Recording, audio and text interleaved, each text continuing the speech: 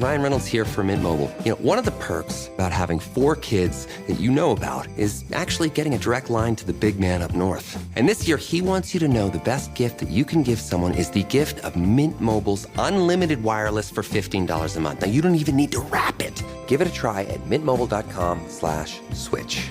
$45 upfront payment required, equivalent to $15 per month. New customers on first 3-month plan only. Taxes and fees extra. Speed slower above 40 gigabytes on unlimited. See mintmobile.com for details. Last week, we watched Jingle All the Way. This week, we watched The Flintstones in Viva Rock Vegas. The connection is that they're both directed by Brian Levant. That rocks.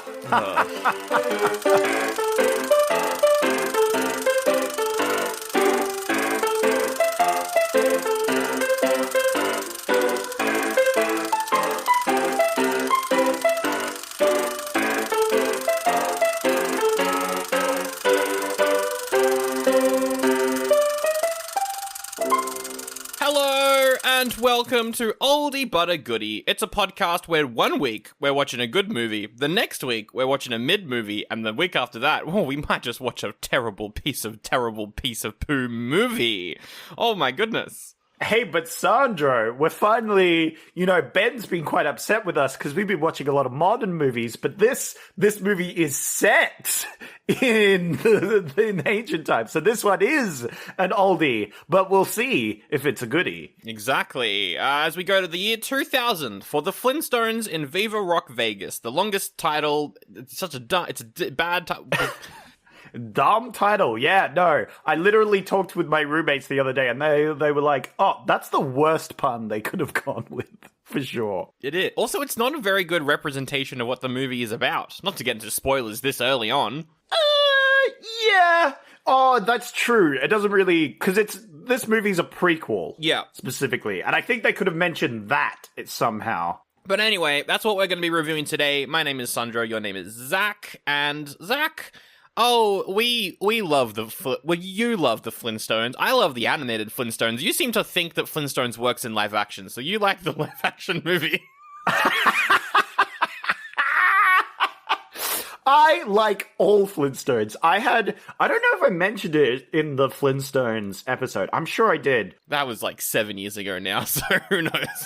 I know. I literally nothing of that other than you guys fucking gaslit me into giving that an oldie, which I will never forgive you guys for, especially Rob Lloyd. But I had like books when I was a kid with like illustrations of the different like dinosaurs and their like uses. So it was like a magazine advertising items and stuff, like a typical ad. Yep. Except instead of real items, it was advertising like dinosaur vacuums, like a garbage disposal system, which was just a pig under the sink. Yep. Like there was the shower, which was an elephant, but it also had like different versions. Mm-hmm. So there was like the elephant shower one, where it was obviously, the trunk spraying you.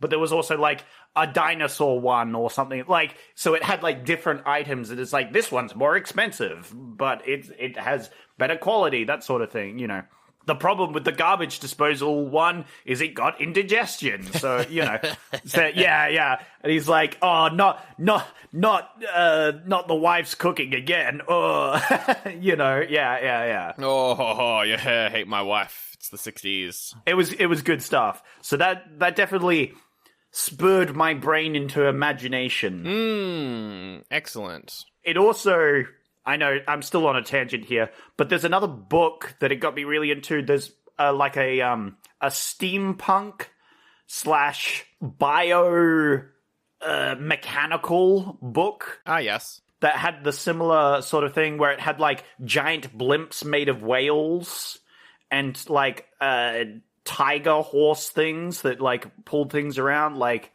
that sort of using animals in wacky ways as like inanimate objects and stuff. Really, I'm a big fan. I'm a huge fan. Yeah, okay. You're a big fan of that. Excellent. Yeah, I think like I don't really remember much about the Flintstones when I was a kid. I remember that it was just on and I would watch it sometimes, but I was always like, this isn't that funny. Why does everyone think it's funny? funny, aside from, all of, like, the stuff that's obviously for kids. Because the Flintstones isn't really a kid's show. Like, the original isn't it kind of is. I disagree. But to get all the jokes, you need to be an adult and know what... No, but it's one of those things where it's like, it's good for a family, right? Yeah, it works for everyone.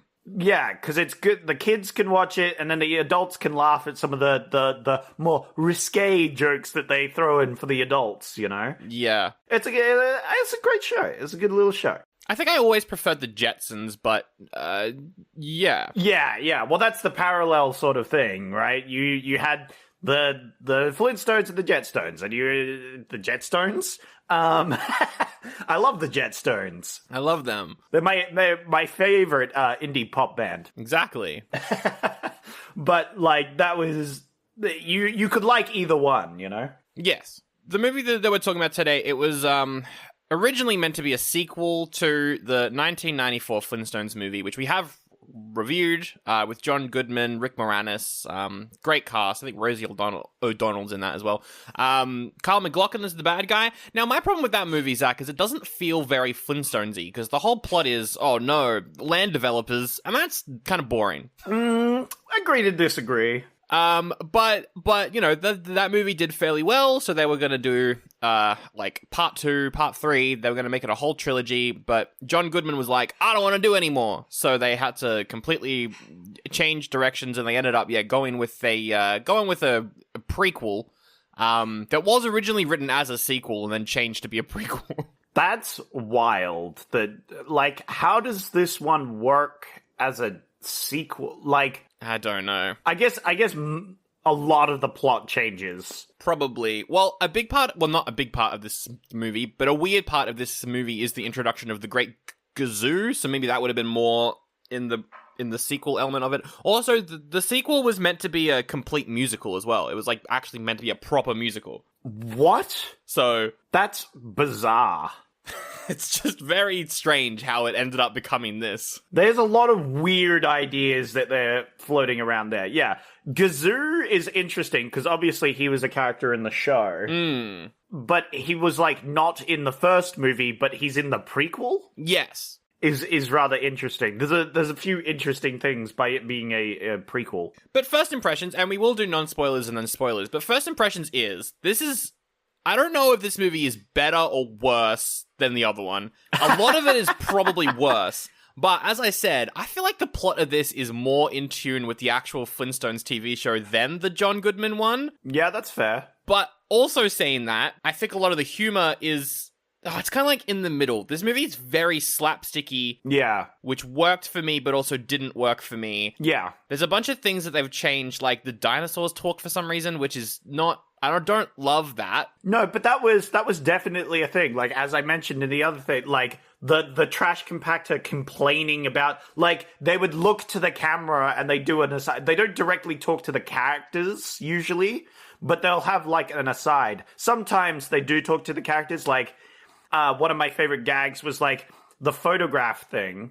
I don't remember. Did they do it in this film? I know they had a photograph, but, like, I remember in the comics, at least, like, the photographing chiseler complaining that they were taking too many photos and he couldn't keep up. He's like, hold up, slow down. I didn't get that last one.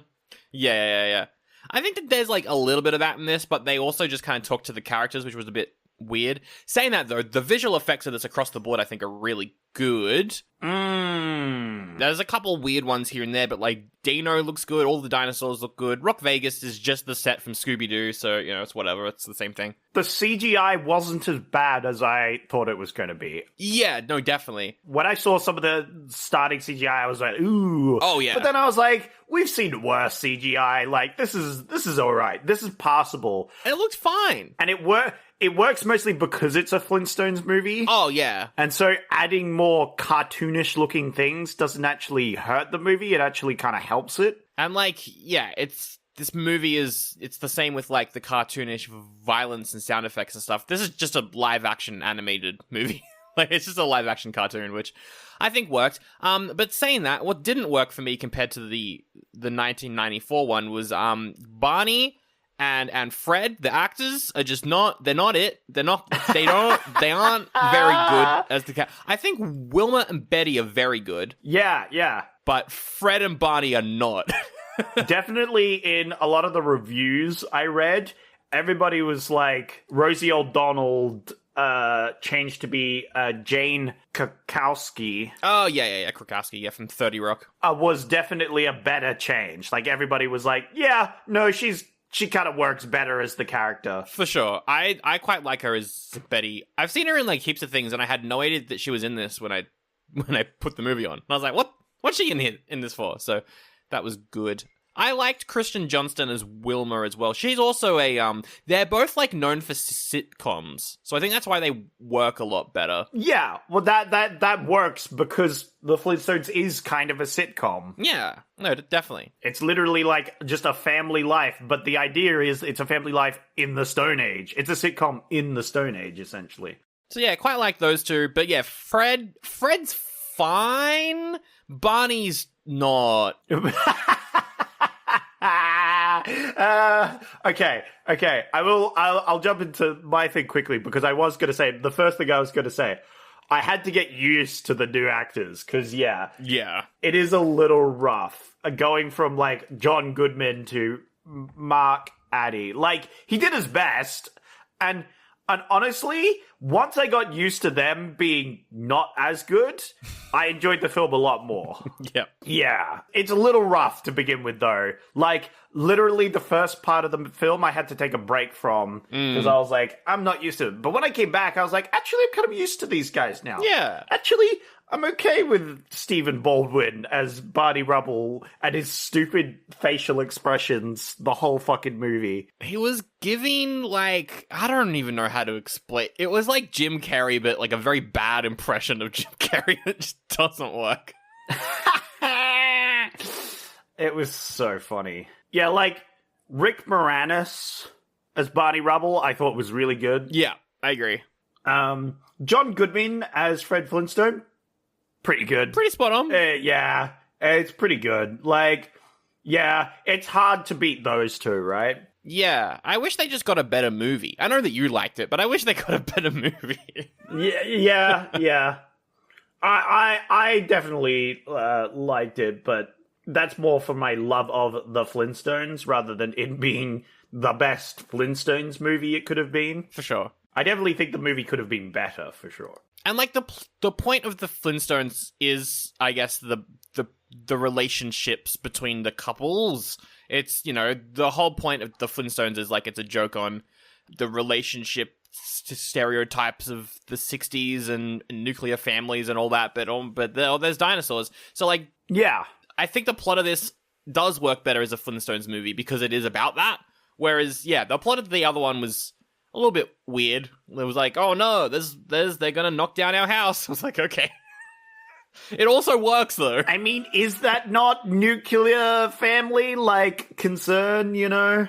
But no, I liked Wilma and Betty. Fred and Barney were fine. Alan Cumming is in this as two characters. He's the Great Gazoo, which is, I don't even know why he's in this. And then Mick Jagger, which was kind of funny. That was like a good, like, Austin Powers joke.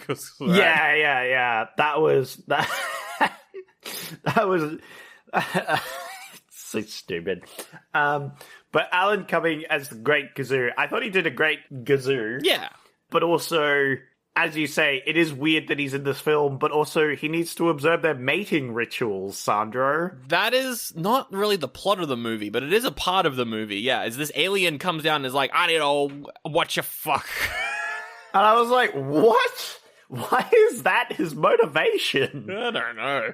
Oh, no. Maybe that's a part of, like, his appearance in the TV shows. I don't know. Oh, yeah. He's meant to be an alien that comes down and observes humans.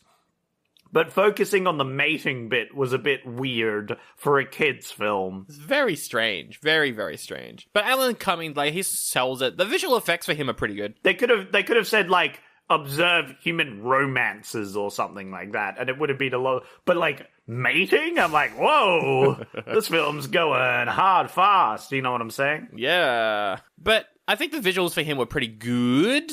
Yeah. He looked good. I liked his spaceship.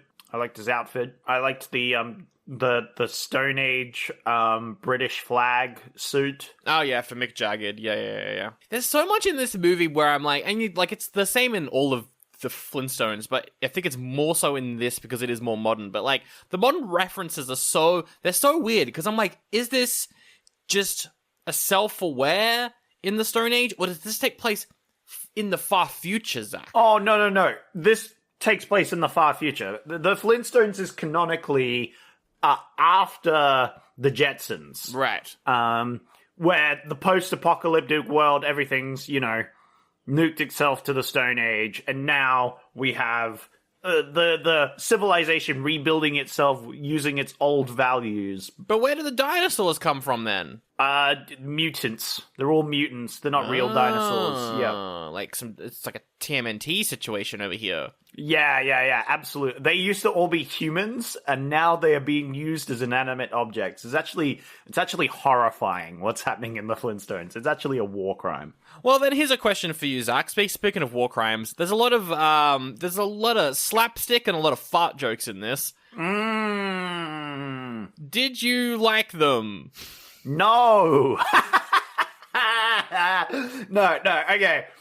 I didn't mind some of the slapstick. The farting jokes I really disliked. I was like, especially that first one with the I was like, oh my fucking god.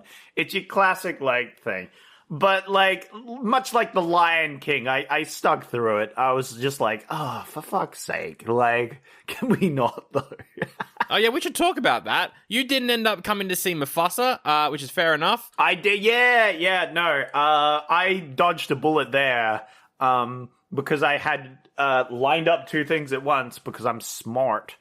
And then I was like, oh, no, I have to miss out on seeing the live-action Mufasa. Shucks. Geez, I gotta miss out. What? But Sandro, what did I miss out on? Was it the greatest movie this year has produced? The greatest movie of all time, perhaps? Let's just say it's definitely my bottom 10 of movies. Oof. It's pretty bad. Would you instead suggest people go watch the other sequel to The Lion King, the original sequel, and or the Lion King 1.5? I did say that in my review of Mufasa. Yeah, go watch Lion King 2 or Lion King 1.5. They're better. They're just better movies. I don't know. This one was... I recommend going and reading the little sassy article you wrote, because it was very sassy, and I was like, damn. It was very sassy. I was so sassy for no reason. I called the movie a product. I know. I was like, damn. And it was very funny when you mentioned Lion King 1.5. I was like, yeah, you would mention it. Yeah. We got history there. Yeah, we do. Anyway, you didn't miss out on much. And I would rewatch this Flintstones movie 3 times before watching Mufasa again. Damn. Okay. I will promise I need to watch that movie just so I got the suffering that I deserve to have, God. I mean, if you want. if you want to watch it, I guess. Not till next year, at least. I gotta pace myself. I gotta ready myself for that. Just watch it when it's on Disney Plus and you'll, fall asleep halfway through, probably. Yeah, exactly. So we're non-spoilery. What else is there to talk? There's not much else to really say here. I liked the villain. I liked Thomas Gibson as Chip Rockefeller. He was fun. Yeah, he was good. Yeah. I had no problems with him. I'm gonna say, I didn't really go into my thoughts, but I kind of like this movie. I'm not gonna lie, and it might be better than the first one. I don't know. I can't remember the first one anymore. All I remember is that I was betrayed. All you remember is that you like it. God damn it! Why? I don't know, but it's the principle. Yeah, exactly. That's exactly it. But once I got over the characters, yeah, specifically the 2 male leads, right? Which was unfortunately just not as good casting, which kind of sucks, but they did the best that they could. It was weird getting used to the, Mark Andy's accent he was doing for Barney. Oh. Yeah.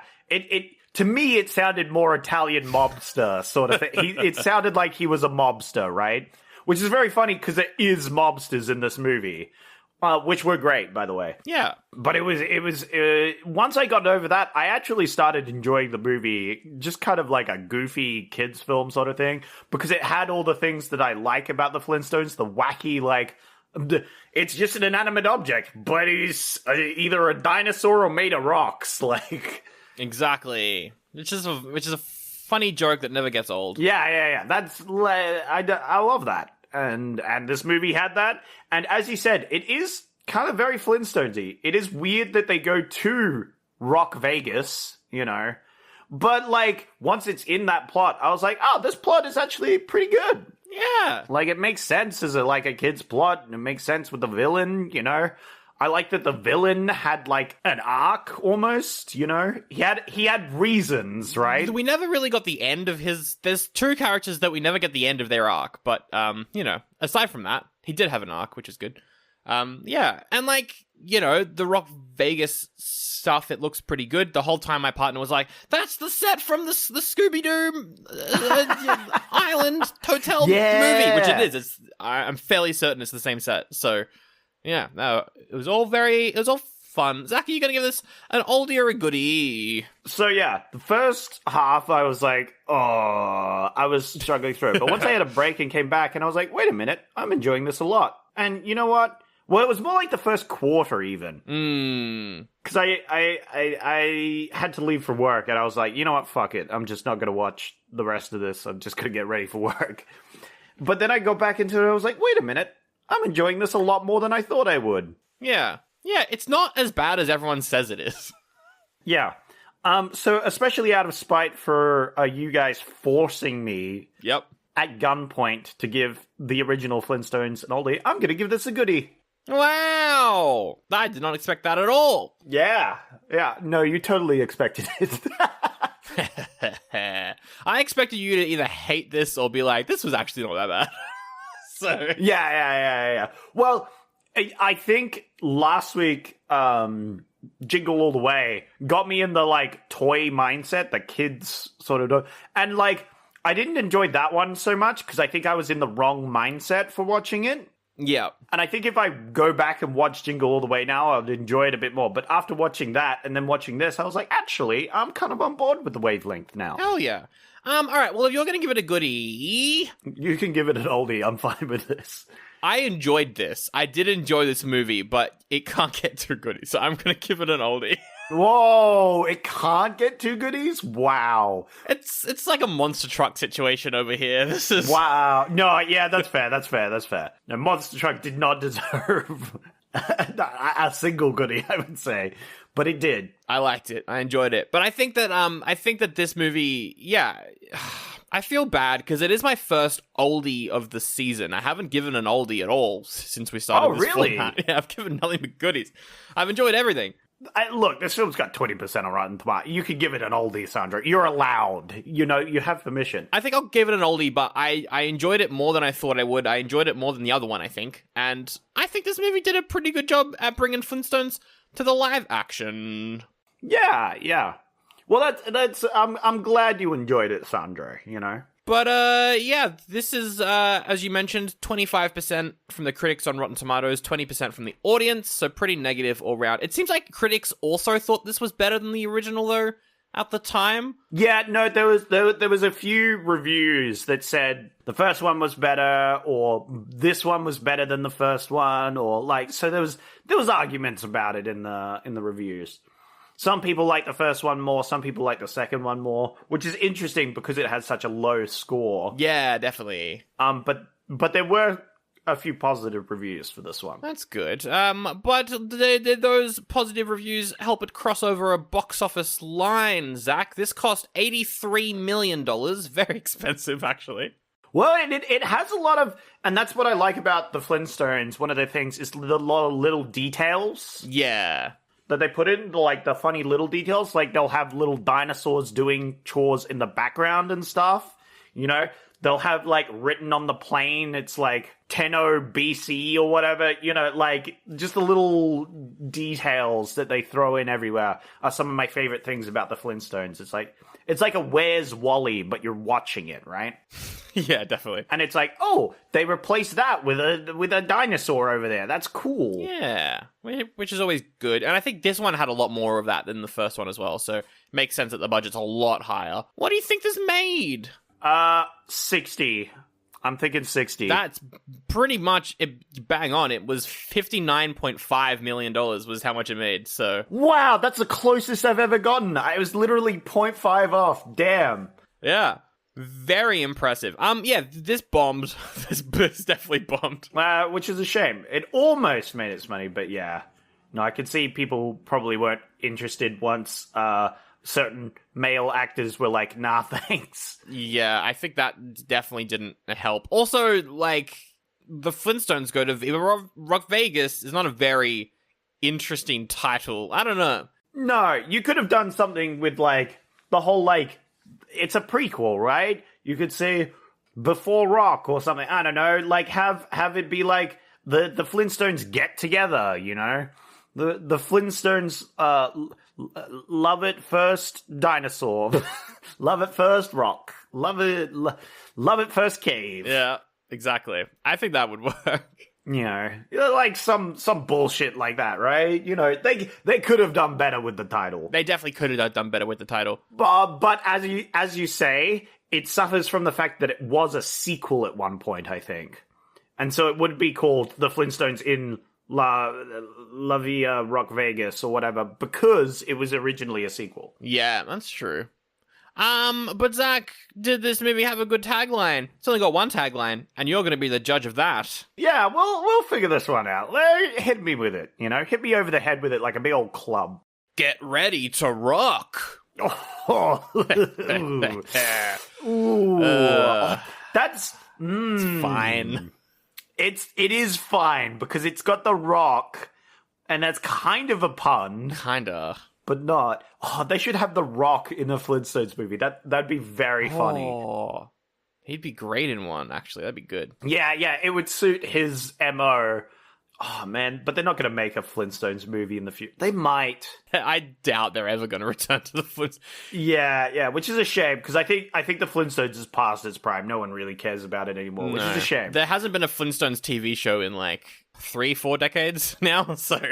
Yeah, I think it's just, yeah. Oh, they showed up in Space Jam too. Yeah. They'll be referenced to for, like, the rest of time, for sure.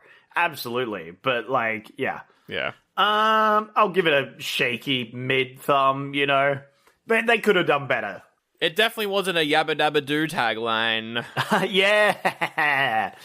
Yabba Dabba don't come to school tomorrow. the Flintstones. Yabba Dabba Doo to the past. I don't know.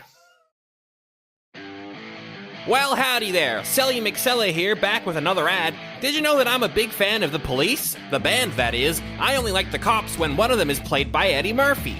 And that is very relevant to this week's promo, which is an ad for patreon.com/Oldie But a Goodie Pod, where this month, Sandro and Zach have reviewed Beverly Hills Cop 4. Axel F., he's a dad now, and he's on Netflix, and he's making jokes. So many jokes. Here's a clip. But do you know what's funny? I'm pretty sure one of my gripes with the old ones is the same as this one. They play fucking Axel F. every fucking 2 fucking seconds. Like, fuck me. I can't... They have, like, slow reverb Axel F for the dramatic moments, and it took me so out of the movie because I was like, what the fuck? They're playing Axel F in this really sad dramatic scene. But here's the thing, it's kind of a banger of a song, so I was absolutely okay with it. It is a banger of a song, and like, did they even trick you at times? So there's a song that Lil Nas X made for this movie, which sounds like it's just its own song. Yeah. Until you get to the drop, in which is just another version of Axel F. Yeah! Oh, it was so good. It was mwah.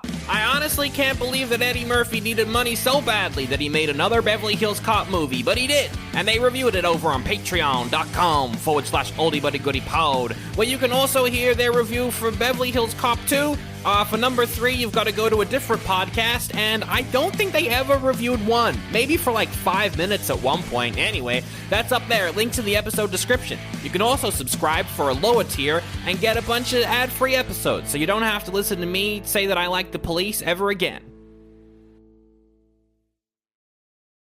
Alright, spoilers now. Watch out. Spoilers. Spoiler warning. Spoilers! Do you want to go through the plot of this, or should I just say what the whole plot is now, and then we can just do what we've been doing the last couple episodes? I feel like not many people have seen this, so... We can jump through the plot here quickly. So, we start out with Mark and Steven, good old Fred and Barney, hanging out as bachelors. Oh, yeah, we get their bachelor life. And we get the like graduating from the stone quarry stuff.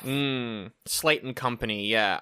That was fine. And this is in the comics, and this is in the show as the sort of thing, like whenever they flash back to this sort of thing. This is the roughest part of the movie, though. It's bad. I agree. When it's just these two, I'm like, Yeah, it's rough, because you start out with the worst replacement actors, and it's just them in the worst scenes of the movie. And you know what? I'm already going to jump into my complaints, all right? All right. We start the movie, we see them go over a bridge. I liked the look of the bridge. It looked very good. The bridge is a dinosaur. It's all fun and games. But Sandro, why would you have a dinosaur as a bridge? There is a reason, Sandro. There is a reason. Can you tell me the reason? Why you'd have a dinosaur as a bridge? Because you could just have rocks and, build a bridge, right? You could just do rocks, but because it's the Flintstones, and so the writers were like, have a look at this. Wrong, incorrect, and I hate that reason, and that's the reason they went with, Sandro. But the reason you have it is because there are, in real life, examples of moving bridges. They're called drawbridges. Because drawbridges are needed because you have ships and other things coming through. Do you know what they didn't have for these bridges? Water and ships and other things coming through. Instead, they just doomed a dinosaur to eternally live in one spot for the rest of its life so they can drive a car over it. Also, we do get the joke at one point, but it was only once where we saw their feet underneath the car. For the rest of all the scenes with the car, it looks like they're just actually driving a car. And I was like, no, they gotta be running. What is this?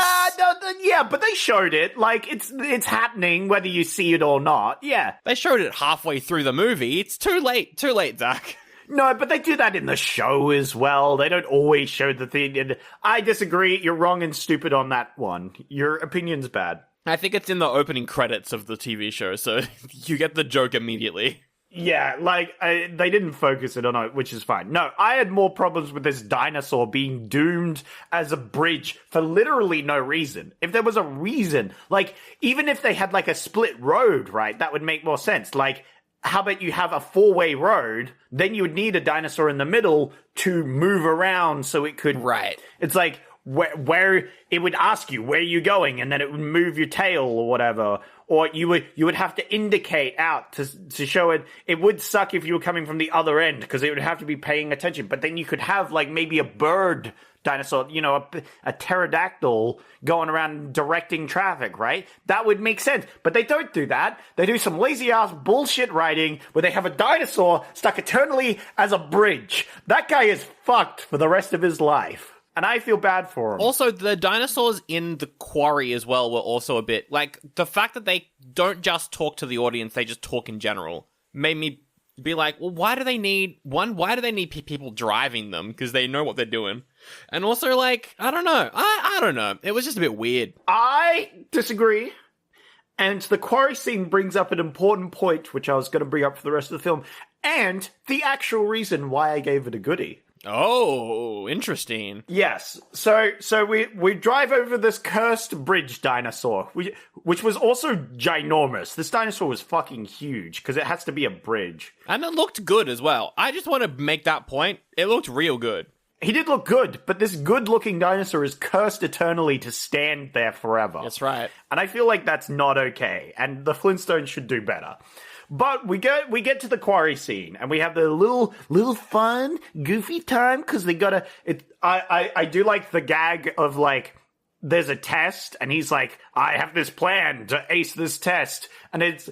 Oh, yeah. I'm gonna wake up early in the morning and do my things in the morning and other things. And Barney's like, well, the test is actually today. And he's like, That's a classic funny gag. I'm okay with that gag. Definitely. Then we see, and here's where the important things, distinctions, and your point about them being sentient as well, sort of thing. They say lines. But we see a mechanical dinosaur being used for the test. So there's possibilities of mechanical dinosaurs. Yes. And we see a normal dinosaur. Yep. This is because in the Flintstones, it's showing the progress that they are making in society and how capitalism is taking the jobs of the older, innovation takes away the jobs of these dinosaurs. Yes. And it's actually, this whole movie is a criticism of capitalism, your favorite thing. If you think about it, Sandro, right? The Flintstones does, have a lot of that in it, for sure. Yeah. So I think this movie is actually a genius movie, and it's super smart, except for that one bridge dinosaur who's fucked. But do you think that the dinosaurs are being paid, or are they just essentially slaves? Like, we don't ever know what's going on from the dinosaurs' point of view. I mean, everyone is a slave under capitalism, but you know what I mean. Yeah, exactly. No, I think it is saying that everyone is a slave to the capitalism, and it's bringing me back to the bridge dinosaur. Do you know why he hasn't been replaced? Why hasn't the bridge dinosaur been replaced? Because they're unionizing. They're trying to make sure to keep his job, right? Because he could be easily replaced by a bridge, but they're not doing that because they need to be paid for the economy. It's just like Woolies all over again. That's the problem they're facing in the quarry, right? Because you have these dinosaurs which are sentient and all these things, but they are lower class citizens, as you pointed out, There is a inequality in the lifestyles of the Flintstones, where you have these dinosaurs slaving away for the prosperity of the upper class. Yes. Which is rather interesting because obviously Fred Flintstone and Barney don't consider themselves wealthy. No. But going by today's standards, they would be incredibly wealthy. They own their own homes. They live lavish lifestyles where they can go bowling and to fairs and other things. They would be rich by today's standards, but they don't see it because they are living in a society where it oppresses the lower class of these dinosaurs and elevates the humans. So I think this movie is actually really smart if you think about it. I agree. But Zach, we forgot a very quick thing at the start. At the very, very start of the movie, we do see Alan coming as the Great Gazoo. All the aliens are like, you are the worst alien among us, so go to Earth and watch humans mate. Which the plotline of this was stolen from Home, everyone's favorite alien animated movie. Is that the one with Rihanna as the main character? Yeah, with the stupid purple alien dude. You're right, actually. That was stolen from... Didn't Sheldon play the alien? Yeah, Sheldon played the alien. What a film that exists. So he comes down and then, his ship lands by a lake while they're out there hanging out. Oh, yeah, Flintstones does a classic thing. It's not like it answers, you're just gonna slam down from the sky. Cue UFO slamming down from the sky. That's right. It's like, haha, funny gag, classic, love it. And then the alien's like, I gotta watch your mate. And there's a scene where they fall on each other. And it's very funny. And Barney makes the first possible reference to him being bisexual in the whole movie, which I thought was very, very, very good. Yeah, I was also going to bring this up because this movie, I can't believe you gave it an oldie, because not only is it a criticism of a neo-capitalist society, but it's also a gay icon, Sandro. Barney is he is a queer queen out here. Yeah, he's a queer icon, I feel. There's multiple scenes in this movie. Yeah, there's so many scenes where he's like, Fred, I love you. Fred, let's have sex. Fred, I'll marry you. I was like, whoa, buddy, whoa, my, Which was very fun. I enjoyed that. I thought that was funny. Because, yeah, they fight the alien can teleport around, they're like, whatever, they go home, and then the alien's pestering them, and then he's like, well, get to the mating bit. And it's like Fred and Barney are there like, whoa. Whoa. Also, the rules of the Great Gazoo are weird. The only people who can see them are Fred and Barney. Yeah.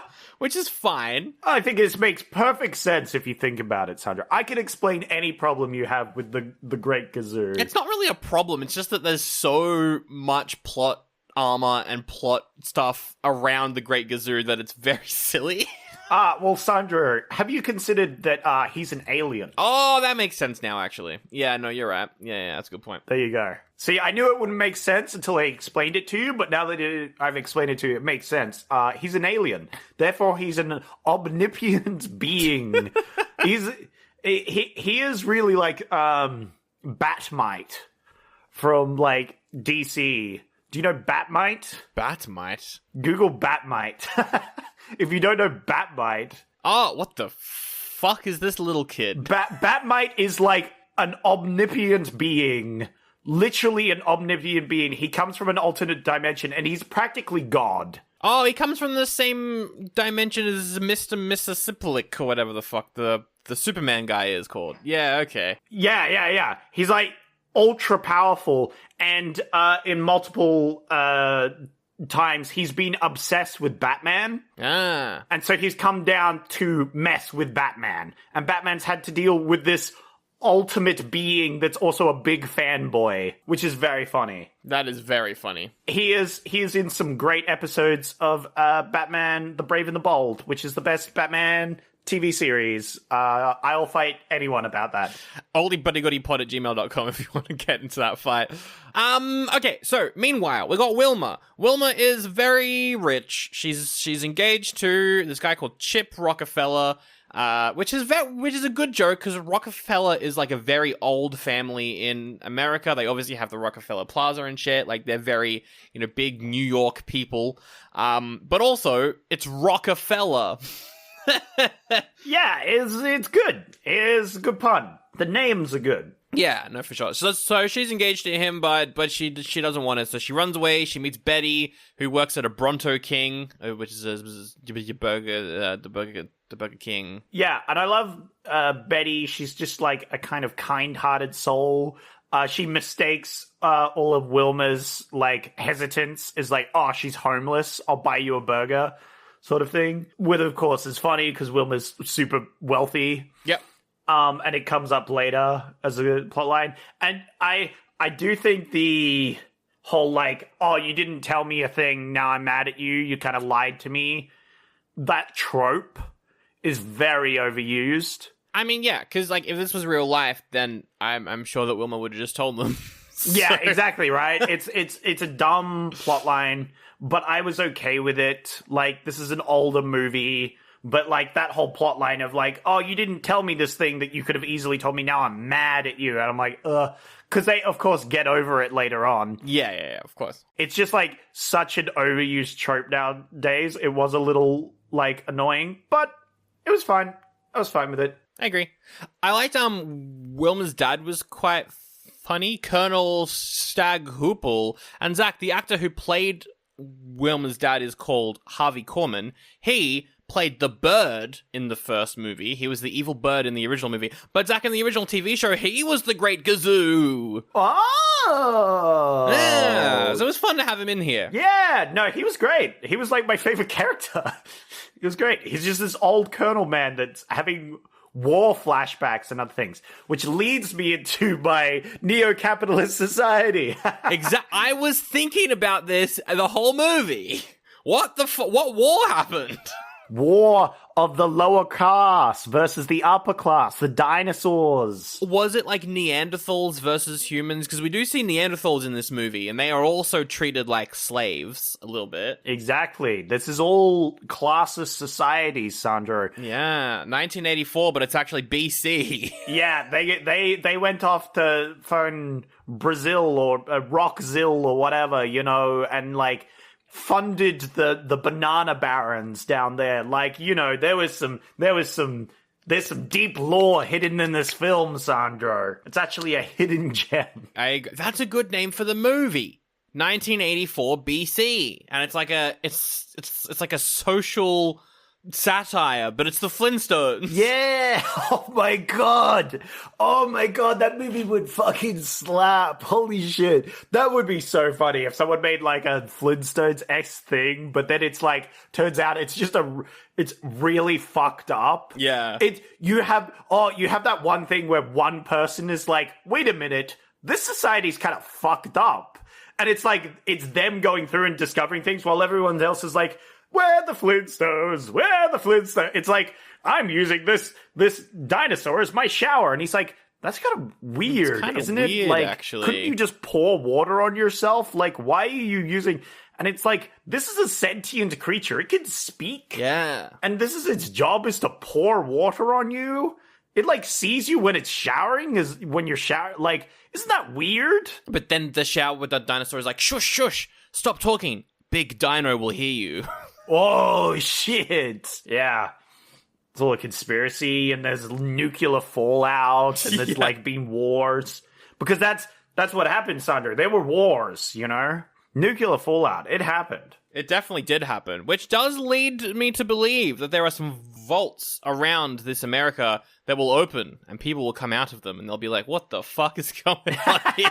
It's like, Flintstones, where the Flintstones? What the fuck? Oh, dear. Alright, so they all meet up, they all go on a date, but the date is a little bit, it's not, people are paired up with the people you wouldn't think they would be. It's the classic funny thing of, like, they're going, like, Fred is going on a date with Betty, and Barney's going to get a date with Wilma, but Betty and Barney kind of run off at one point, which was a weird scene. It was like, okay, they have a connection for some reason. Because they like their laughs. They like the laughs. Yeah, they like their laughs. And it's like, what a weird, like, way to excuse them running off together. They could have just been like, we want to ride the roller coaster, and, like, Fred and Wilma both hate roller coasters or something equally. Like, you could have done something like that. And then they go do some bowling, and it's like, because Wilma really wants to do bowling. Yeah. Which it makes sense because she's in the upper class and they don't want to do bowling. And Fred really loves bowling, right? Yeah, he does his little thing on his tippy toes. I think that was a great connection with them. That was a great thing. I wish they would have done it better, where it was like, she wanted to go bowling, and Fred's like, oh, hell yeah, let's go bowling. Instead, he's like, oh, we could do bowling anywhere. And then they just do bowling anyway. And I'm like, well, why didn't you just make him more enthusiastic about bowling? Well, because he's meant to be like, oh, I was taking Betty out. I gotta babysit Wilma. What's this? But then they're like, oh, because, like, that's the thing as well, is that whenever he was talking to Betty, he was like, hubbla, hubbla, hubbla. Yeah, that was funny. I can't speak words. But then whenever he talks to Wilma, he talks to her like a person, Zach. Yeah. And so that's the love, I guess. It's weird. This is definitely, like, poorly written. Also, there's some bad jokes in this part of the movie too. There's a joke where, like, they're walking past a sign that says Jurassic Park the ride coming soon, which would be funny if they then didn't stop, turn around, and then talk about the sign for 2 minutes. If it was just a sign gag in the background, very funny. I did kind of laugh, though. I thought it was very stupid. But I laughed at it because it was really stupid. Not that it was a good joke. But no. I wish they should have done the opposite. They should have been like, oh, they've got some like park things for the future. That's cool. Like, Fred could go, man, I hate sci-fi, you know? That would be funny. Like, something like that, right? Because they could say, oh, the Jurassic's in the future. They could have made that joke, but no, they instead were like, dinosaurs? Why would I want to see those? They're in my backyard. Har, har, har. And it's like, oh my god, that's so bad. Yeah. But Zach, there is an actor in this scene that we're very familiar with. We'd never see her face, but Kristen Stewart is what? One of the young kids playing games at this fair from Twilight and other things. Really? Yeah. That's funny. Kristen Stewart's in this. She's just in this film, but yeah. But you don't see her face? No, it's her first proper movie. She was uncredited, but it's her first proper movie, and yeah, she plays ring toss girl, and her back is facing the camera the whole time. But she's there. She's on set. Oh, there you go. Very funny. And there's another pretty big actor that we get a bit later on as well, which we'll talk about in a bit. Yeah. There was one I saw. Like, we both saw it because he was on screen for a good bit. He had his scene. And so it was very funny because I was gonna mention him, but we'll mention him when we get there. Oh, actually, I think we're up to that point anyway because No. There's two things I want to talk about in the fucking fair. Yeah, Because, importantly, they do the bowling scene where Wilma and Fred bond together, and I thought that was a good scene. great scene. It was good. Yep, I agree. We see some classic Fred on his tippy toes bowling, which is a classic, and it's funny. I like that they did that because I don't think they did anything like that really in the other one. Like, it wasn't that cartoony. Like, he didn't float up in the air and go yabba dabba doo or whatever. I'm glad that they did that in this because it worked really well. It was very fun. Yeah. But I liked how he bowled a spare, which was he just split the fucking bowling ball into funny. Yep. Good gag. Definitely. But yeah, they get together. They also win an egg. I forgot they win an egg. Yeah, they win an egg, which hatches. It's little baby Dino. Dino, which is important because Dino's part of the family. He's a good boy. And this baby Dino looked great. It was like half puppet, half CGI, running around. So cute. Loved it. No criticisms. That gets a goodie from me. But Sandro, Uh-oh.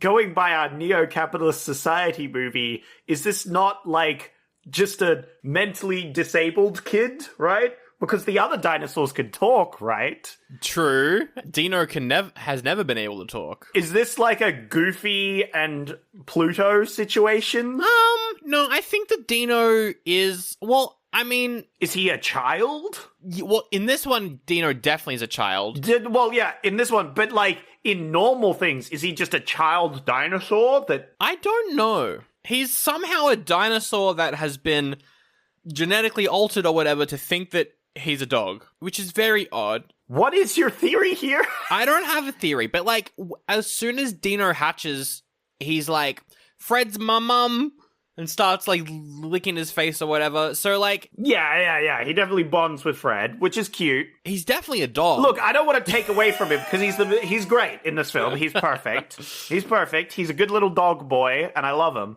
But it does bring up some questions. Oh, definitely. Why can some of them talk and he doesn't? Is he a lower class citizen? Is this a weird kink thing? Like, what's happening? Yeah, maybe Dino doesn't talk to the parents, but potentially talks to Pebble and the kids, potentially. And is like, hey, actually, I'm actually really sentient, but I pretend to be a dog because if I didn't, I'd be kicked out because Fred sucks. That would definitely be a part of the weird sequel thing that we would make. You know, the post-apocalypse. 1984 BC. Yeah. Yeah, 1984 BC. Yes, yeah, that would be part of that. It's like there's this dog one, and it's like, this dog one doesn't talk, and he's like, shut up, man.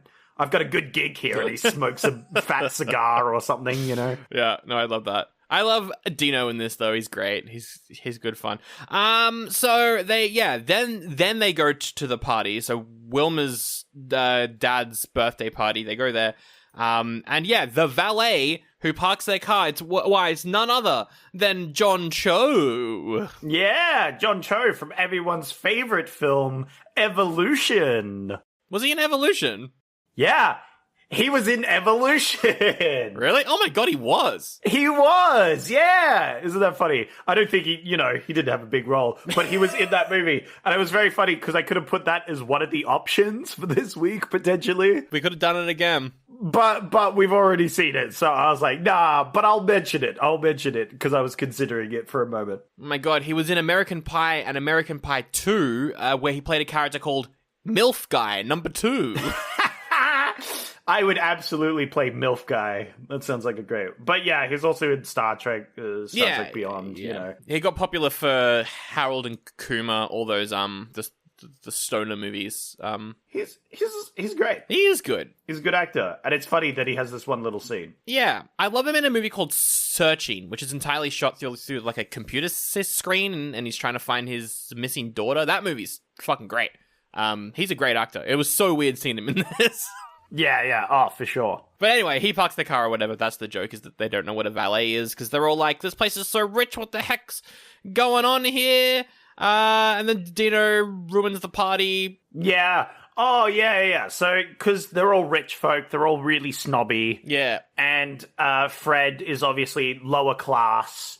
And so they all make, they're all snobby and boorish. Yeah, and he's like, I can't believe I graduated at the in the quarry, and he's like really proud of it. But then Chip is like, oh, but there's nothing to be proud of. Yeah. Chip is like, wait, you actually work at the quarry? Lol, what a poor person, And then they have this whole scene where they're toasting, and then Fred makes a toast, but it's like lower class, and they're like, ooh. And then, the dino comes in, wrecks the whole place, and then I think Wilma fights with her mum. Yeah. And then they leave. And then, there's the whole thing where it's like, I actually choose you, Fred, or whatever. They have that, they make up and stuff, which is good. And then Chip is like, you know what? The better man won. Shake my hand, yes. You know what? I've been so rude to you. Here, I'll make it up to you. I'll send you all to my casino in Viva Rock Vegas. And I was like, this is where the film begins. Yeah, and then the movie actually starts exactly halfway through, I think. It's about exactly halfway through. So that's what I was saying with, like, the first half is definitely a bit rough. Like, the fairgrounds are better scene, but it's still, like, not great. It's not as good as what comes after all this. Yeah. I think I definitely enjoyed the Viva Rock Vegas, even though it's a stupider plot line. Yes. I enjoyed it more. Well, actually, I guess that, like, the plot of this movie kind of feels like 2 episodes of the TV show then, because you've got, like, the start and then the second. It is actually, like, 2 episodes, because you've got the intro to introduce them, and then the second episode is in Rock Vegas. And I think it's because, and hear me out, Sandro, I've just thought about it now, because if this was a sequel, all the stuff of Viva Rock Vegas would have been written beforehand. Yes, that would have been the movie. But then they changed it to a prequel, so they wrote all the starting stuff, as different. So originally all that starting stuff, the first half of the film, was not written. Yeah. So they wrote that. And I think the second writing, the Rock Vegas stuff, is written a lot better than the first stuff. Because that was, like, the original script and everything. No, for sure. I agree. And yeah, like, all the stuff, like, they get to Viva Rock Vegas. The visuals are quite good. It's all very flashy, and it all looks like it's made out of plasticine, which I thought was very funny. It's fun times. And then they get to the casino. Yeah, and Fred's all paranoid because he's gotten Wilma like a small ring. Oh, yes. And he's like, she's a super rich girl, she'll want super rich things. Missing the entire point that Wilma doesn't like Fred because of the money. She likes Fred because he's more down to earth and doesn't care about money. Exactly. And so Fred starts obsessing about money, which is the direct opposite of what Wilma wants. A true classic. I thought that was good. Yeah. I was like, hey, that makes sense for both the characters, right? Exactly. It was good. And of course, Chip's manipulating things to make Fred win. So he gets all greedy, and then he makes him lose, so he owes money to the millions of dollars to the casino. Which is millions of clams. Oh, that's right, clams. Which is my favorite stupid thing that they do. That was quite fun. And Wilma's like, you're gambling too much. You're not I want to go bowling, but you're gambling, and I'm upset. And I'm like, all very fair and valid. Meanwhile, Betty sees Barney with a showgirl, and she's like, oh, grr. Which is totally valid, but also Barney doesn't. He's so dumb. He doesn't know what he's doing. Yeah. No, yeah. Obviously, she's upset, but she's like, I'm going to run off with a famous singer. I'm like, what the fuck? It's a bit of a... But that's funny, because we get to see Alan Cumming play Mick Jagger, who's it's pretty much just Austin Powers, but he's not a spy, he's a rock star. It's very funny. It's very funny, but it's Mick Jagger, Yeah, Mick Jagger, and he's got his band. One of them is called Keith Rockhard, which is very, very funny. Yeah. I think he's the one that says my favorite line in the film, which made me burst out laughing. It was because I was not expecting it. It was so funny. Because Chip sets Fred up, right? because now Fred owes him a lot of money. He manages to get Wilma's pearls and he puts them in Fred's pockets, and then he locks down the building, and it's like someone has committed a crime. And then just all these random people like confess to crimes that are just kind of worse, but also not. Yeah, that was also really funny. I thought that was really funny. I was like, oh, I wasn't expecting that. It was good. But my favorite line is just after he says, someone's committed a crime, and then one of the band members leans over and is like, how old did you say you were? Oh, yeah, fuck, that was funny. Which I was not expecting at all in this film. I forgot, they just have such adult jokes, but I just wasn't expecting it, so that made me laugh so fucking hard when they did it. That is such a... Well, because, like, they're meant to be the Rolling Stones, and the Rolling Stones did that all the time, which adds so many levels to this joke. It's very funny. Exactly, right? And it was so funny. I was not expecting it. That one really made me laugh, like, out loud. It was very funny. I liked the guy as well who was like, I'm poisoning all of the dinosaurs' water supplies, and in a couple years they'll all be extinct. Does anyone want me to stop? Tell me just to stop. And they're all like, shut up, get out of here. Yeah. That was very funny. Again, the best writing is definitely in the second half, for sure. It's a pretty fun climate change joke as well. Very good, very good. Yeah. Chip is like, unload your pockets. He has the pearls in his pockets. He gets arrested. But Barney's like, nah, Fred's too fucking stupid to rob things. He's so dumb. He could never rob it by himself. And Chip's like, uh-oh. Oh, so you're his accomplice. Cool. I'll lock you both up. And then everyone's like, yeah. And I think Chip is also like, look, I will erase your debts if you never speak to Wilma again. And Fred's like, blah, fine. Yeah. I guess you can date Wilma instead. Yeah. But then he finds out from Barney that Chip has a bunch of showgirls he hangs out with, and so he's like, I gotta go tell Wilma, oh my goodness. Oh, yeah, no, I think, was it, Gizmo also, like, helps him out as well. He's like, hey. He just kind of comes in at points. He doesn't really affect the plot at all. He's just there to make jokes.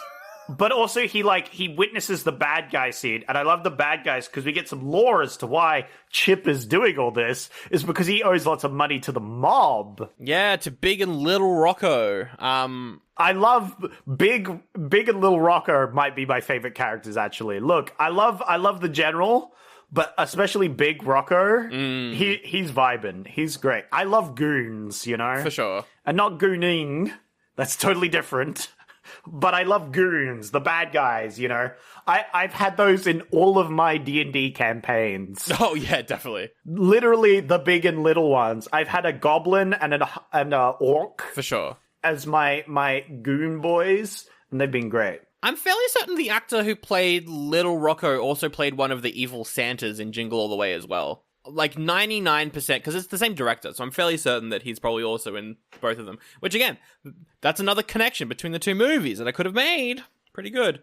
There's no plot or theme references that I could have made between Jingle All the Way and this movie, though. It purely had to be a director or cast member connection. Yeah. So that's all happening. They break out of the jails. That's fun. They run around the casino. Yeah, all the stuff with Chip and the Roccos was good, but we never get an ending to that storyline. Sandro, back to the gay icon. They start cross-dressing. Oh, they get up on stage. Yeah. That was good fun. And guess who's having a great time up there? Barney Rubble. He's loving it. He's in his element, even. He is so good. Barney Rubble is great. I had there's a Weird Al song. It's a parody of the Red Hot Chili Peppers, but it's all about the Flintstones, and the way that Weird Al says Barney Rubble became a vocal stem for me for about 6 months. So it's very weird getting back into this movie, trying really hard not to just break out of that every fucking second. Anyway. Feel free to if you feel the urge. Maybe. But anyway, yeah, that scene was great where they're up on stage dancing, and I think Wilma's like, what the fuck is Fred doing there? Yeah, I think her mother's like, that one looks like a man, you know? Oh, yeah, and then we get the joke, yes, someone else in the audience says that as well, and then we get the joke, oh, maybe your sister should try out. Oh, yeah! Like my in-laws. That was also pretty funny. I did laugh at that one. It's fine with the Flintstones because it's ironic, so it's funny. It is funny. They're making fun of people who say that. Yeah, exactly. But anyway, they do the stage show, and then I think they just get married. They're just like, let's get married, them. They burst into Chip's room as Chip's trying to like be like, Wilma, could you please marry me like real quick, actually, because I can't live without you. Yeah. Which was really funny because he's going to be murdered by the mobsters if he doesn't marry Wilma. Yes. So they're like, I can't live without you, was said like very scared. That was very funny, actually. I like that a lot. That was a great, well-written line. I was like, that's clever. Is he all the best writing? Oh, they burst in, they do the dance, and then they go into Mick Jagger's dressing room. They finish that storyline where they're like, we'll take Betty off of you prick man. And he's like, more like rock man, fuck you. Bonnie fights Mick Jagger for Betty. They have a big old fight, and then Fred dresses up as Mick Jagger to go and play with the Rolling Stones, and that's how he gets Wilma back, is because he sings the song to her, and she's like, oh my gosh, I love you, actually. Yeah. That was a great scene, actually. I quite like that scene. Yeah, it was a fun, classic goofy kids film sort of thing, And so they're back together, and then Chip's like, oh no, guess I'm gonna die. Let's sing the theme song. And then everyone sings Meet the Flintstones, and then the movie ends. Yeah. Well, they have a wedding as well. They have a wedding, Well, yeah, there's the wedding as well. But, like, the ending of the song is just kind of like a montage to Meet the Flintstones mashed in with Viva Rock Vegas. Quite a good little mashup, which is fun. Oh, yeah. They had that, as you went to Las Vegas, they had, like, the soundtrack. There was a lady that was pretty good. The music was great. It's just a parody of the Elvis song, but it works pretty well. Yeah. It's like, Viva Rock Vegas. I was like, oh, this kind of slaps. But yeah, we never get the ending to Chip's storyline. We don't know what happens with him and the mobsters. We also don't know what happens with the Great Gazoo. He just is there forever now, I guess. I don't know. Yeah, probably. Well, he watches them fuck on their wedding night. He's a cuck. Oh, and then he goes back to her. Yeah, for sure. Yeah. Yeah, no, like that's the logic that this movie follows, is that the Great Gazoo is a cuck, and that Chip gets murdered. Chip gets his literal legs ripped off by some mobsters. Unless Gazoo flies back home after the wedding, because he's like, now I've watched your romantic things and I understand emotions. Nope, he specifically is there to watch them fuck, Sandro. That is why he's there. Yeah, you're right. You are right. There's nothing I can... Yeah, you can't get out. The reason they don't show the last 5-10 minutes of the film, like, it just ends there, is because the next 5-10 minutes is, like, R-rated... cuckage and murder. Oh dear. It's just like Jingle All the Way, where after the movie ends, all the people in Jingle All the Way get arrested. Exactly. But no, like, it's a very fun movie. The plot is very simple, but it's got some great jokes in there, like some good recurring jokes. I liked a lot of the dinosaurs. I liked the dinosaurs in the casino as well. I liked the remote control dinosaur, which is just a remote control. The remote control ones was actually in the books that I had as a child. Oh, as really? Well. Like, that's okay. a classic one. Yeah. And it showed, like, in the remote, you just press the button and it had a stick which just poked the bird. Yeah, to get to fly. It doesn't make any sense, though, that they don't have a working remote, yet they have security cameras that you can watch from a different room. Yep. I can't explain that one. You got me on that one. I got nothing. It doesn't really make any sense, actually, but who cares? It's fine. It's funny. It's post-apocalyptic. That's why. There we go. Oh, I liked as well when they were, like, handing out the wanted posters for Fred and Barney, and it was just the cartoon. Yeah. That was funny. A classic joke. No, it's a fun time. And, like, the Meet the Flintstones song, it's a bloody banger. It's a banger of a song. So I'm glad it's in here. I think if they just had John Goodman and Rick Moranis, I think this would have been just a good film. For sure. I think I think the Fred and Barney from the original, and then the Wilma and Betty from this one would make a great movie altogether. Also, the actor who plays Betty in the first one is in this one as the octopus. The octopus dinosaur thing. Ah, yeah, the octopus that is like, you're stressed, I just learned what calamari is, which was a stupid fucking line. Great joke. But calamari's squid, not octopus, so, you know. Yeah, but related, you know. For sure. Yeah. That was original Betty in that, which was fun. Again, it was a stupid fucking joke. I didn't laugh at it. It was a stupid one. It was a bad one. It was rough. It was good fun. But yeah, no, I really enjoyed this movie. I think it's a good fun time. It is an oldie for me because it's not that good. No, Sandro, come on. You gotta give it this neo-capitalist gay icon, surely. This is right up your alley, Sandro. Do I you change gotta it? Give it a I goodie. can't change it. We've already locked in our answer, Zach. I can't change it now. No, but Sandro, you gotta change it. Come on. You can't just be giving this one the one oldie of this year. Come on. That's true. Well, do I change it? I think I'm going to change it. I'm changing it. I'm changing it. It's a goodie. I enjoyed it. It's still like 2 stars on Letterboxd, but it's a goodie. Yeah. Oh, absolutely. And Sandro, it comes full circle because now I've peer pressured you into changing your mind into giving this a goodie. Oh my god, it was your plan all along. Get bamboozled. Unbelievable. That's it. I'm changing it to an oldie. No, you've already changed now. it. You can't change it back. It's a goodie. It's a goodie. That's 2 goodies for the Flintstones Viva Rock Vegas. Did you know 1 in 2 women wear the wrong foundation? Matching foundation is hard, but Il Makiage makes it easy. Take the Power Match quiz to find a perfect match in seconds, customized to your unique skin tone, undertone, and coverage needs. With 600,000 5-star reviews, Woke Up Like This is our best-selling foundation for a reason. Available in 50 shades of weightless natural coverage. And with Try Before You Buy, you can try your full size at home for 14 days. Just pay shipping. Take the quiz at ilmakiage.com/quiz. That's ILMAKIAGE.com/quiz. Now it's time for Rocky reviews. This is like Rotten Tomatoes reviews, but rocks because it's Flintstones. Ka-chonk, ka-plonk. Rock sound effect. Insert rock sound. Don't put a rock sound effect in, Starkey. Too much effort. Okay. Saki, put whatever sound effect you feel like putting in there. Oh no. All right, this is the part of the show where I go to Rocky Tomatoes, the review site where they rate movies. They give it rotten scores or ripe. Yep. And I go to the audience score, not the critics, because the critics are capitalist shills. And as we know, this film is very anti-capitalism, so obviously they would have biased opinions. Mm-hmm. So I've got to go to the audience. I'm going to give you some reviews from the audience. Yep. You have to guess what they rated it.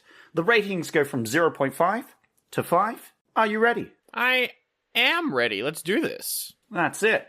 All right. We got a few ones today. I've got half. We've got some names, and then we've got no names. I think what's happened with Rotten Tomatoes is a lot of the old reviews, like the usernames, have just been deleted for some fucking reason. Yeah, they've updated Rotten Tomatoes recently, so I think it could be something to do with that. Yeah, so there's a lot of old usernames which are gone, which is a shame. But that's all right.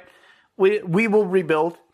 Starting with Daniel, who says, just like the first one, brackets, once you've gotten used to the car swap, it's a yabba dabba damn good time.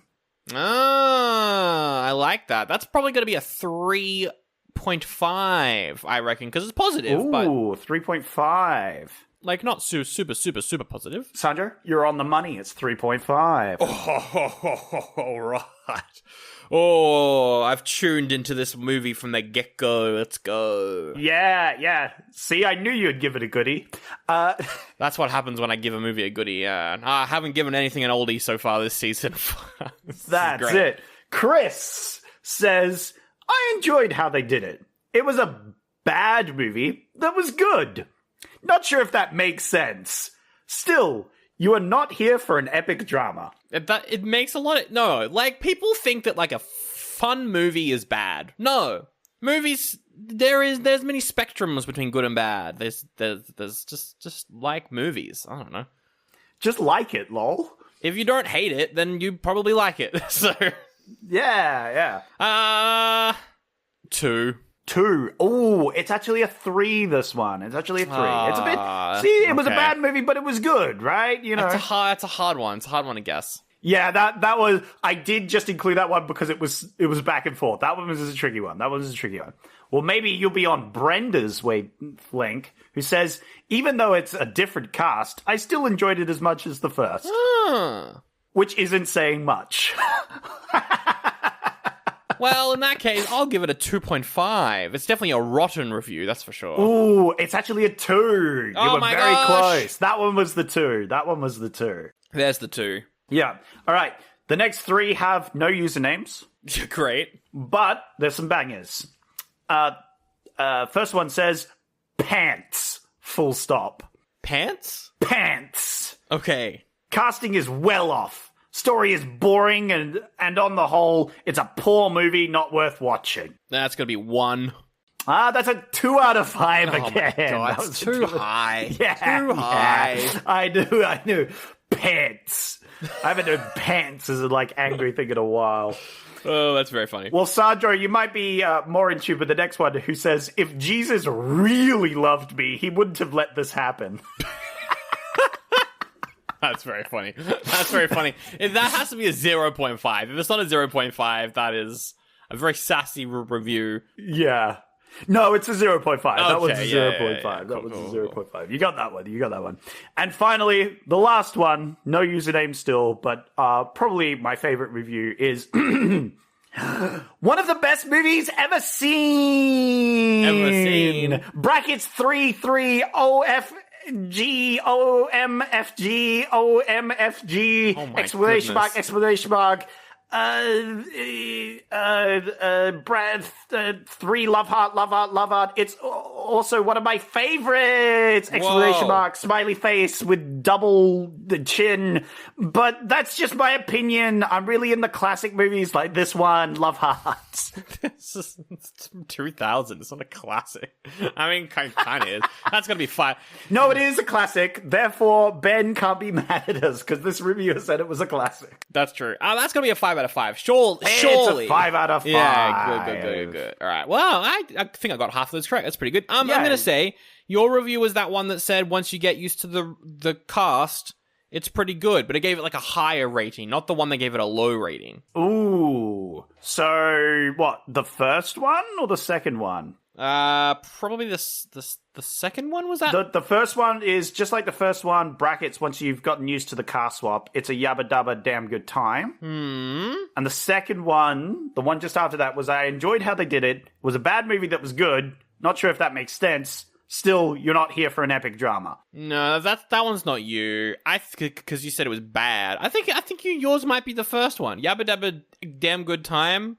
You like making the jokes? It is a yabba dabba damn good time, Sandro. It's a yabba dabba damn good time. Is that your one? That's true. It's my one. Yeah, that was my one. Right, cool. You did tune on to that one pretty quick, and I'm like, oh, he knew exactly what rating I rated that. I sleuthed it out. Well, there we go. Speaking of sleuthing, that's our whole episode done. And if you like sleuthing, then be sure to sleuth your way into your friends' DMs and tell them all about this episode if you want to help the show, maybe. There you go. Hey, want to listen to a podcast that rocks?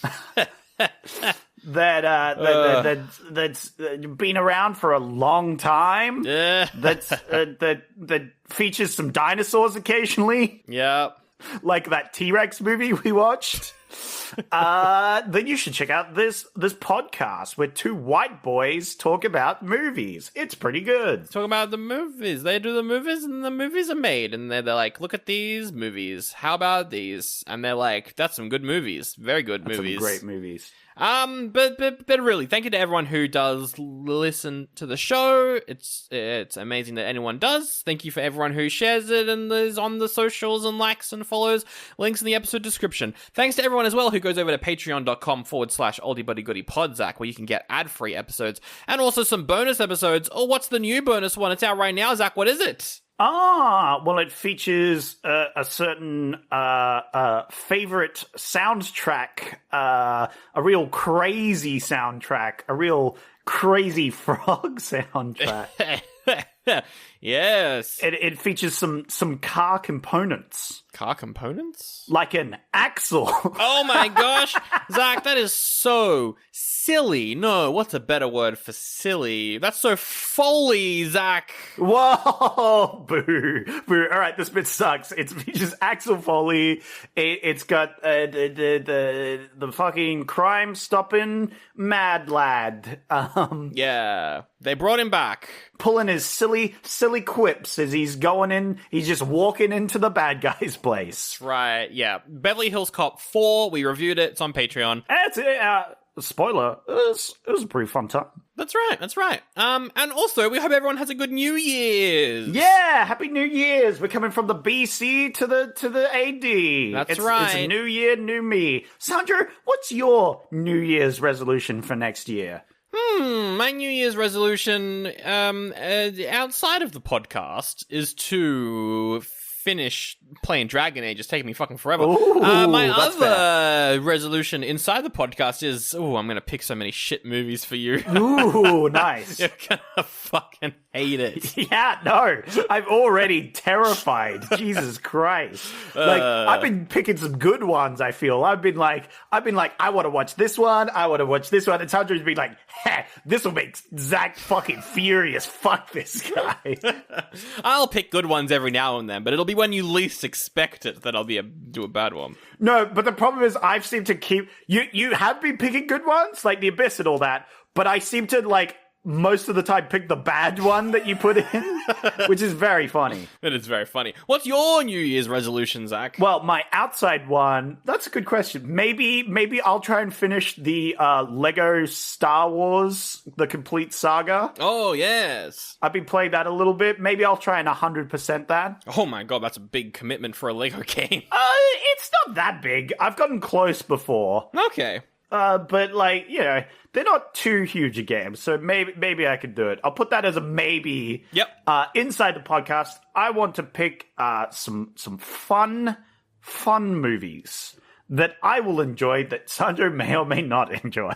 I want to counteract your hostility with some positive movies. Well, yes, we're going to be doing that right now because, usually we take a break in the new year. We're not. We're going right fucking through. We're going toot, we're going through, and Zach, you got to pick the first episode for 2025, the first movie. Whoa. You have got the choices. I have picked some movies. Okay.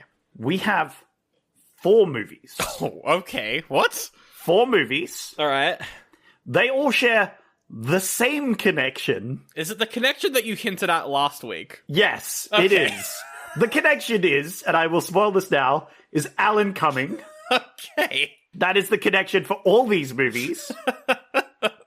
And because of that connection, that counts as a clue, Sandro. That does count as a clue, a free clue. So I'm going to take away some of the early clues that we give, because normally we have some early hints we give. Yes. Some early hints. So that's your first hint. Yes. For these movies.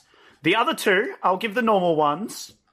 We have actors in the film. Yep. Actors in the film, all right. I'll give you one of the genres. I won't give you both. Okay. But I'm not going to give you the year. Oh. Oh, no. All right. So I'm going to start out with actors in the film. So for the first one, we have Alan Cumming. Okay. Yep. For the second one, we have Alan Cumming. Yeah, all right. Yeah, all right. For the third one, this is a good we meme. have Alan Cumming. Yep. And for the fourth one, we have Alan Cumming. All right, so four Alan Cumming movies. All right. Yeah. I'll give you the genres, though. This might clue you in a bit more. So for the first movie, we have family. Okay. As the thing. Yep. For the second one, we have family. Oh, fuck's sake. For the third one, we have family. Yeah. And for the fourth one, we have family.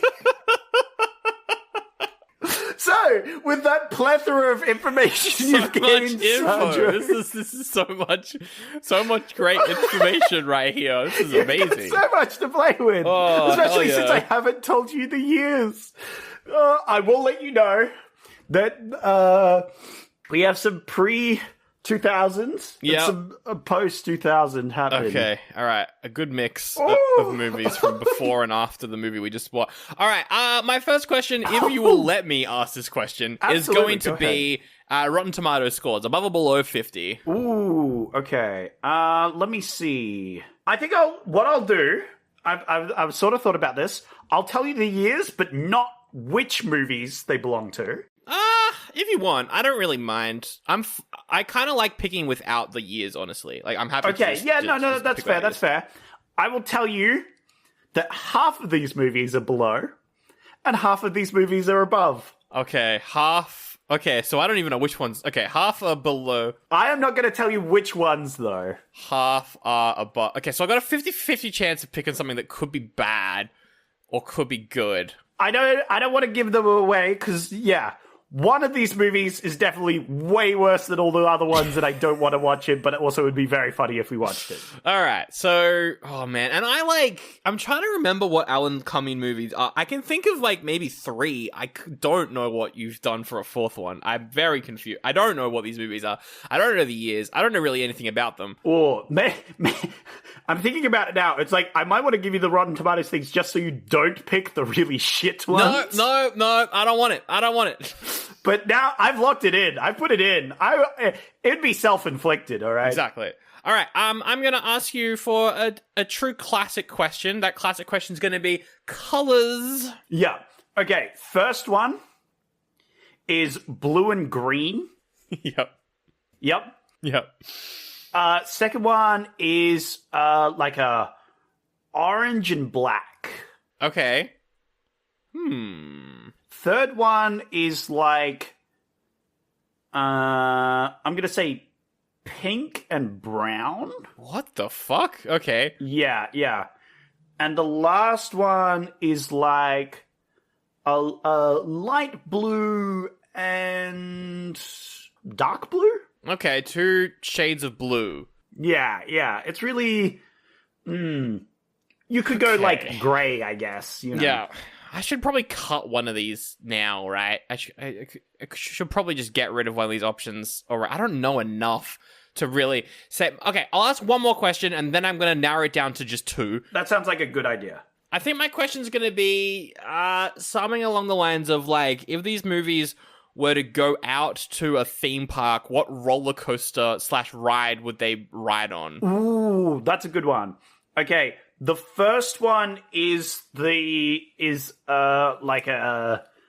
I'd say, do you know the Garfield ride from Universal? Like, it's like a scenic ride? Yeah, I've seen the documentary about that ride. Yeah, there was a YouTube documentary about that one. That's the first one. All right. Garfield scenic. Yeah. Right, sure. The second one, dinosaur-themed roller coaster. Oh, I think I know what that movie is. Yeah. Like a Jurassic coaster, I'll say for that one. Yeah, okay. Yeah, cool. All right. Third one is like the teacup ride. Ah, yes, a classic. Yeah, your classic teacup ride. And your fourth one, actually, I'll say it's the cafe. It's the adults are going to the cafe sort of thing. Interesting. You know? All right. Or they go on like just a regular roller coaster, like just something for the adults, Very interested in what this last one's going to be, actually. I was going to cut it, honestly, but then you said the cafe, and I'm like, interesting. What is that one? I'm going to get rid of the pink-brown teacup ride. I'm going to get rid of option 3. Okay, would you like me to tell you what that one was? Wait until the end, because if you tell me what it was, I might figure out what the others are, and I don't want, yeah. Yeah, no, that's fair. Yeah, that's why I've been doing it. All right, so you're cutting number 3. I'm cutting number 3. I don't know if I kind of like all the other, the others though. I kind of want to keep them in just for at least one more question, if that's allowed. Yeah, all right, yeah, that's fine. You've cut one. I think that's good. Okay, half of these are below, half of these are above.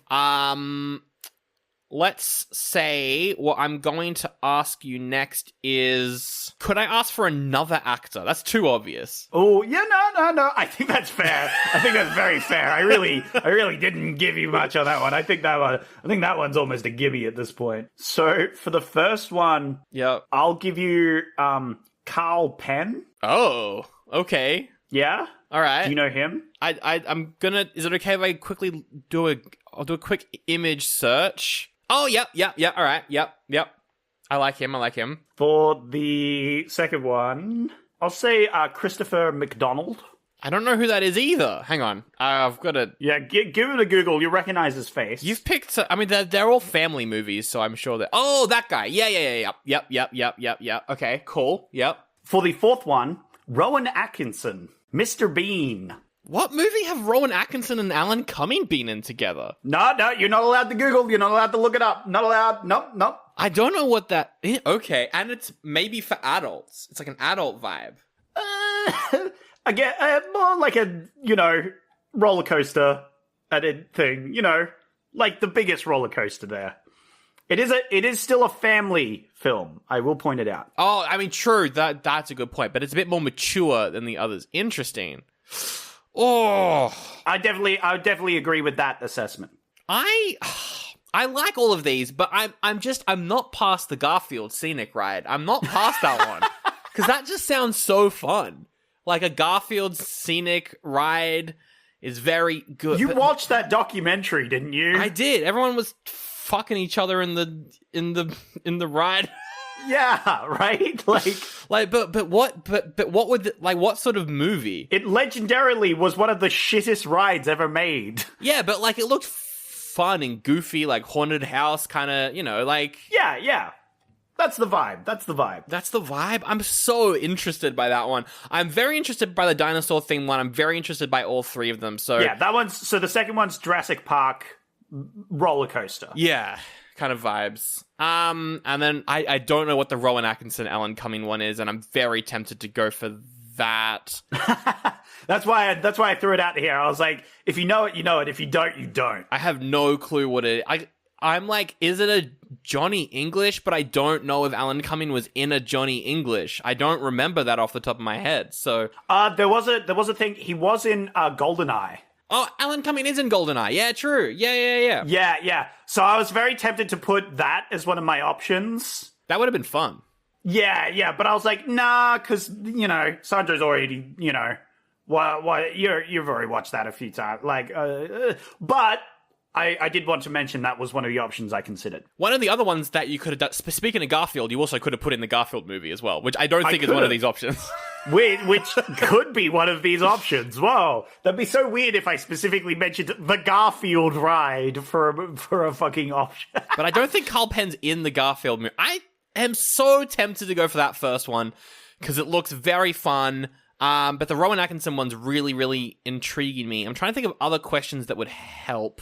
All right, I've got a question for you here. If these three movies were to have a favorite superhero, what would that superhero be? Superhero. And I'm like, Marvel, DC, you could even go like fucking The Crow if you wanted. Like as far out as like The Tick, you can include The Tick if you want. Yeah. I'm going to say first one is Loki from that's Loki from Marvel. Yeah, okay. With his TV show, very great TV show. I mean, it's a great TV show. I love that TV show. But I think that one gave it away. The second one, that's a bit tricky. I'll come back to what's the fourth one? What's their favorite superhero? I think the fourth one would be Spider-Man Noir. Oh, what the fuck is this movie? It's not a noir film, though, I will specify. Right, yeah, but Spider-Man Noir. It has nothing to do with noir. I just think they would like Spider-Man Noir. All right, yeah, cool. They're a big fan of Cage, They're like... second one, maybe Batman. A good classic choice for the second one. Okay. You know what? I'm gonna do it. I was leaning so hard towards that first one, but now I know what it is. Yeah, you know what it is. I totally gave it away, but I had to, right? It was my only choice there. I'm like, that's very funny. I have to pick it. I'm not gonna give it away for the audience just yet. I do want to review that movie at some point, but I don't feel like it right now. So look, I'm sad that I gave it away, but also very glad that I gave it away because you know what that one is, and it's your choice if you want to pick it, Sandro. That's right. I want to do some Rowan Atkinson. Let's do some Rowan Atkinson here. Let's do Alan Cumming, Rowan Atkinson. You're going to pick the fourth one? Yeah, I'm going to pick the fourth one. All right, I'm going to go left to right, and I'll tell you what they are. So the first one, as you probably know, is the Son of the Mask 2. Yep, Son of the Mask. The sequel to the Mask movies. I would love to do that, but I don't have the capacity to watch that right now. Yeah. Which has a big old 6% on Rotten Tomatoes. And features Alan Cumming playing Loki. Yep. So I had to say, like, right, you know, like, but also like the Garfield ride, right? You know, like, just kind of goofy and stupid. For sure. Yeah, very goofy and broken. So yeah, that was the Son of the Mask. Like, it was funny. Yeah. I put it there as an option, but I'm like, good lord, I hope he doesn't pick that one. The second one was, of course, Batman, right? Yeah. I was thinking it could be Spy Kids, because the dinosaur-themed roller coaster made me think Spy Kids 2. Yes, and it is Spy Kids 2. Oh, it was Spy Kids 2. Yeah, okay. yeah, right. Which is my favorite Spy Kids movie, so I had to put it in there. The orange and black made me think you did put the Garfield movie in. Yeah. But it's also their sort of colors. And of course, Alan Cumming is in it. He's kind of more like a cameo in it. He really isn't. I have no idea what number 3 was. Teacup Ride, Pink and Brown. I don't know what that is. It's a movie called Strange Magic. Oh, is that by is that by George Lucas or something? Yes. The story was by George Lucas, and it has a 19% on Rotten Tomatoes. Oh god, it's a jukebox musical. I'm glad I didn't pick that. Yeah. This one was the other one. Look, honestly, I really didn't want the low percent ones. I probably should have told you those, just so you didn't pick them, but ooh, I'm gonna look at it. Yeah, Strange Magic, you know, pink, brown, like Teacup Ride, Definitely. you know. Yeah, for sure. It's a kid's film. It looks pretty bad. And the last one, the one you picked, correct? Yeah. This one's an interesting one. It's called Bernard and the Genie. Okay. Which also features Christmas, funnily enough. Oh, it's a Christmas movie. What the fuck is this? Christmas nears, and the art of the dealer Bernard, Alan Cumming, is having the worst day of his life. His lover leaves him, and his conniving boss, Charles, Rowan Atkinson, fires him for having high principles. Bernard Luck takes an upswing, though, when he finds an old lamp, and pops out Josephus, Larry Henry, as a hip genie. Oh, no. After the initial culture shock, Oh, Bernard no. and Joseph quickly bond, but when Bernard wishes for the Mona Lisa, these unlikely pals find themselves pursued by the police. This sounds fun. It's like a modern kind of like comedy version of like a genie story. Oh, it's a TV movie as well. Yeah. It's only an hour long. Yeah. I thought this would be fun. This looks okay. Yeah, why not? Let's do it. This sounds good. I was like, Rowan Atkinson. All right, I'm down for that. You know. Fuck yeah. All right. Yeah. Next week, Bernard and the Genie. We're starting off the year with a real, like, hidden gem, potentially. Yeah. We're actually finally doing an oldie but a goodie. It's 1991. We did do The Abyss, which was... Well, when was The Abyss? That was the late 80s. Yeah, late 80s. So yeah. we're still around that stage, but we're not doing a 2000s at least. So that's all right. All right, well, we'll see you there next week for Bernard and the Genie. That's very... Also, it's so short. Thank you for that. That's very, Yeah, it's very nice. yeah. Look, again, I was like, it ticked all the boxes. I was like, you know what? This would be fun to do. I'd like to do this one. And I'm glad you picked it, especially over The Mask 2. Look, both the ones that were low percent would be really funny, but also I don't want to watch them. Yeah, we need a break. Yeah. And look, Spy Kids 2, Yeah. love that. Yeah. Have seen it like 3 or 4 times already, though. Exactly. No, me too. So I'm looking forward to this one. Bernard and the Genie next week. And until then, are there any parting words you want to leave our audience with, Zach? Yabba dabba do. Yabba dabba, don't forget to have a... To like and subscribe. Oh,